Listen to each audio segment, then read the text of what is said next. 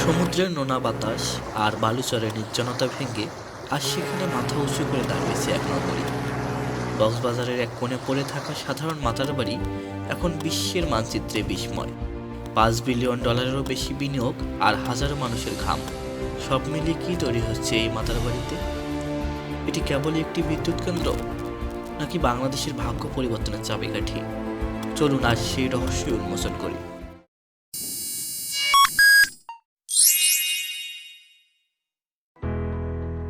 মনে প্রশ্ন জাগে, মাতার বাড়িকে কেন বেছে নেওয়া হলো? উত্তর খুবই সাধারণ। এখানে সমুদ্রের গভীরতা প্রাকৃতিকভাবেই অনেক বেশি। যেখানে দেশের অন্যান্য বন্দরে বড় বড় জাহাজ ভিড়তে হিমশিম খায়, সেখানে মাতার বাড়ি চ্যানেলের 18 মিটারের বেশি গভীরতা আছে। এর মানে হলো বিশ্বের বড় বড় মাদার ভেসেল এখানে সরাসরি কয়লা নিয়ে আসতে পারে। এটি কেবল বিদ্যুতের জন্য নয়, এই গভীর সমুদ্র বন্দর বাংলাদেশকে দক্ষিণ এশিয়ার একটি প্রধান লজিস্টিক হাবে পরিণত করেছে। প্রযুক্তির ভাষায় একে বলা হয় আল্ট্রা সুপার ক্রিটিক্যাল। নামটা শুনতে জটিল মনে হলেও এর কাজ কিন্তু নিখুঁত। সাধারণ প্রযুক্তির চেয়ে এটি অনেক বেশি দক্ষ। এখানে 1 টন কয়লা পুড়িয়ে যে বিদ্যুৎ পাওয়া যায় তা সাধারণ কেন্দ্রে 1.5 টন পুড়িয়ে পাওয়া সম্ভব নয়। ফলে পরিবেশ দূষণ কমানো হয়েছে 30%। আর এখানে যে চিমনি ব্যবহার করা হয়েছে সেটির উচ্চতা 275 মিটার, যেন আকাশের মেঘ ছুঁতে চায়। এটি জাপানি ইঞ্জিনিয়ারিং আর বাঙালি সংকল্পের এক অপূর্ব মিলনস্থল।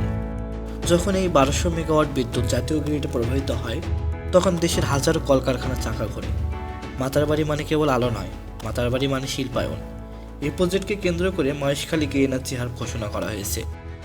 ভাবুন তো, আজ থেকে 10 বছর পর এই এলাকাটি সিঙ্গাপুর বা দুবাইয়ের মতো একটি ব্যস্ত শিল্প শহর হবে। সেই রূপান্তরের শুরুটা হচ্ছে ঠিক এখনই। তবে এই যাত্রা সহজ ছিল না। সাগরের তলদেশ খনন করা, লক্ষ লক্ষ টন পাথর সাজানো এবং প্রাকৃতিক দুর্যোগের সাথে লড়াই করে এই অবকাঠামো দাঁড় করাতে হয়েছে। শত শত মানুষ পরিবার ছেড়ে দিনের পর দিন এখানে শ্রম দিয়েছেন। তাদের প্রত্যেকের ঘাম আজ কংক্রিটের কাঠামোকে শক্তিশালী করেছে। এটি কেবল ইট পাথরের দেওয়াল নয়, এটি আমাদের জাতীয় জেদ। মাতার বাড়ি এখন আর শুধু মানচিত্রের বিন্দু নয়, এটি কোটি মানুষের স্বপ্নের প্রতিফলন। সাগরের ঢেউ যেমন কুলে আশ্রে পড়ে শক্তি যোগায়, মাতার বাড়িও তেমন বাংলাদেশের অর্থনীতিতে নতুন প্রাণের সঞ্চার করেছে। অন্ধকার পেরিয়ে আলো আসার এই গল্পে আপনার ভূমিকা কি? কমেন্ট করে জানান।